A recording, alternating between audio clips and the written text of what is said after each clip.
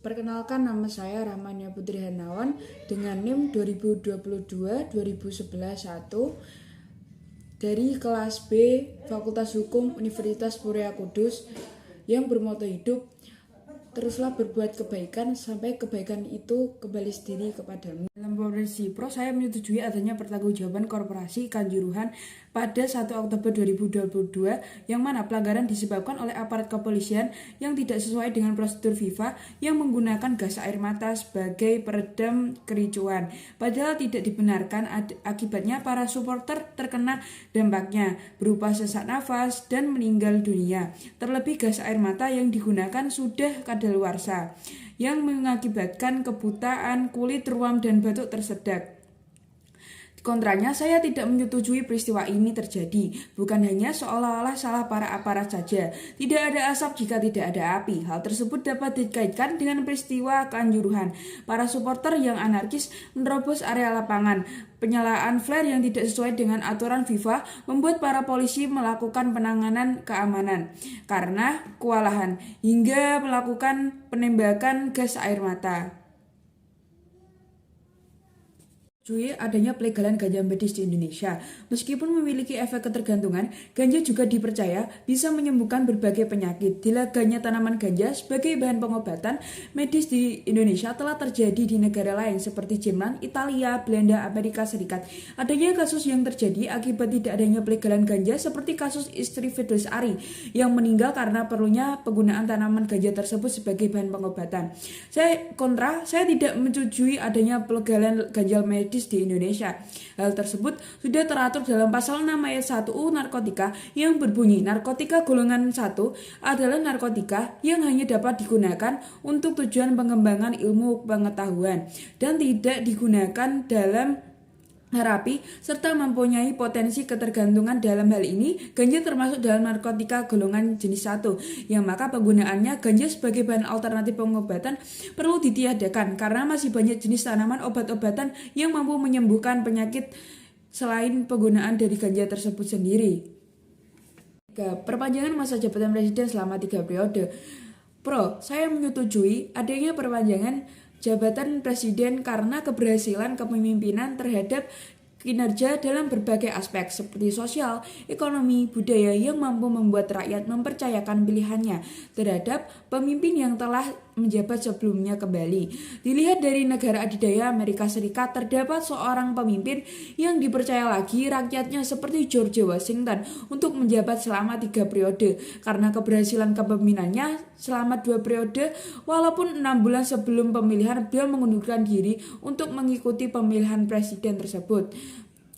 Kontra, saya tidak menyetujui adanya perpanjangan jabatan presiden selama 3 periode dikarenakan bertentangan dengan UU Pasal 7 yang berbunyi Presiden dan Wakil Presiden memegang jabatannya dalam 5 tahun dan sesudahnya dapat dipilih kembali. Dapat disimpulkan bahwa perpanjangan masa jabatan presiden tersebut tidak sesuai dengan peraturan perundang-undangan karena presiden hanya diberi waktu untuk menjabat 2 kali periode saja. Jika perpanjangan masa jabatan presiden dan wakil presiden benar terjadi, maka akan menimbulkan berbagai dampak negatif yang terjadi sebagai berikut. 1. Adanya politik nepotisme atau pemberian hak istimewa untuk menempati kekuasaan pada keluarga sendiri.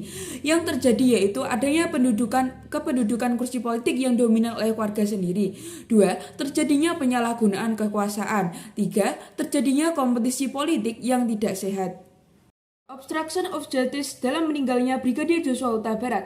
Pro, saya menyetujui adanya penghalangan keadilan dalam pengungkapan kasus meninggalnya Brigadir Joshua Huta Barat yang tertuang dalam UU 1999 tentang pemberantasan tindak pidana korupsi dan pasal 21 Kitab KUHP yang berbunyi barang siapa dengan sengaja menyembunyikan orang yang melakukan kejahatan atau yang dituntut karena kejahatannya atau barang siapa yang memberi pertolongan kepadanya untuk menghindari penyidikan atau penahanan oleh penjahat kehakiman atau kepolisian atau oleh orang lain yang menurut ketentuan undang-undang terus-menerus atau untuk sementara waktu diserahi menjalankan jabatan kepolisiannya. Berikut penghalangan keadilan yang dilakukan oleh tersangka sebagai berikut. 1. Penghapusan rekaman CCTV. 2. CCTV pembunuhan Brigadir Joshua dihapus. 3. DVR CCTV rumah Bapak Sambo diganti. Kontra, saya tidak menyetujui adanya obstruction of justice dalam kasus meninggalnya Brigadir Joshua Huta Barat karena penyidik menuduh Ferdi Sambo dan istrinya Putri Cendrawati menghalangi penyidikan karena Ibu Putri Cendrawati mengatakan bahwa dirinya dilecehkan oleh Brigadir Joshua Huta Barat. Belum ditemukan bukti kebohongan secara benar dan pasti jika Ibu PC tidak dilecehkan oleh Joshua. Pasalnya, Brigadir Joshua telah meninggal dunia. Oleh karena itu, Bapak Ferdi Sambo dapat melakukan pembelaan diri yang mana telah dijelaskan dan diatur pada pasal 49 ayat 1 KUHP yang menyebutkan barang siapa terpaksa melakukan perbuatan untuk pembelaan karena adanya serangan atau ancaman serangan ketika itu yang melawan hukum terhadap diri sendiri maupun orang lain, terhadap kehormatan, kesusilaan, atau haid atau harta benda sendiri oleh orang lain tidak dipidana. Dalam hal tersebut, Ferdi Sambo memiliki hak untuk melakukan pembelaan diri karena istrinya terkena tindak asusila yang dilakukan oleh Brigadir Joshua Huta Barat. Saya akan membahas mengenai perubahan RUU Cipta Kerja pasca keputusan MK nomor 91 tahun 2022. Pro, saya menyetujui adanya perubahan penciptaan UU Cipta Kerja karena melalui usaha kemudahan, perlindungan, dan pemberdayaan usaha mikro, kecil, dan menengah, peningkatan ekosistem investasi dan kemudahan berusaha, dan investasi pemerintah pusat, dan percepatan proyek strategis. Adanya perubahan UU tersebut bertujuan untuk menciptakan lapangan kerja dan meningkatkan investasi asing dan dalam negeri dengan mengurangi persyaratan peraturan izin usaha dan proses pembebasan lahan, menciptakan lapangan kerja seluas-luasnya bagi rakyat Indonesia secara merata di seluruh wilayah Indonesia. UU Cipta Kerja dinilai bisa memangkas birokrasi sebelumnya yang berbelit dan tidak efisien. Setidaknya terdapat 3 metode yang dilakukan agar menjadi kunci dari UU Cipta Kerja terhadap peningkatan iklim usaha dan investasi.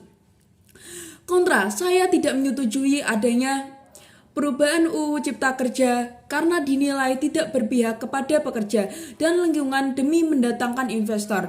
Sejumlah pasal di sektor karena ketenaga kerjaan di lingkungan banyak disorot elemen buruh, koalisi masyarakat, aktivis lingkungan sampai akademisi dan pakar. Mereka menilai pasal tersebut punya indikasi merugikan, khususnya bagi para pekerja, investor asing yang lebih leluasa dalam menanamkan modalnya, hingga para pengusaha lokal hanya memiliki kesempatan yang minim dalam pengembangan usahanya. Membahas mengenai pengaturan kepolisian Indonesia di bawah Kementerian Pertahanan dan Keamanan Republik Indonesia. Pro, yang mana?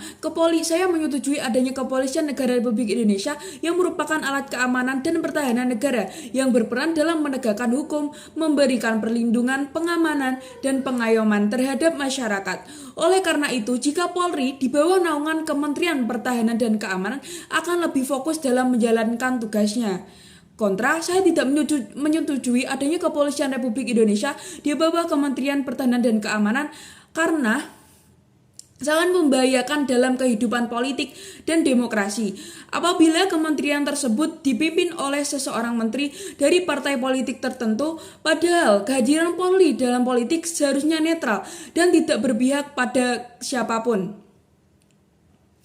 Di mana kepolisian di bawah presiden sudah ditegaskan dalam UU nomor 2 tahun 2002 yang berbunyi Kepolisian Republik Indonesia merupakan alat negara yang berperan dalam memelihara keamanan, ketertiban masyarakat, menegakkan hukum serta memberikan perlindungan, pengayoman dan pelayanan kepada masyarakat dalam rangka terpeliharanya keamanan dalam negeri. Hal tersebut bisa disimpulkan bahwa Polri tidak dapat masuk dalam kementerian di bawah Pertahanan dan Keamanan Republik Indonesia.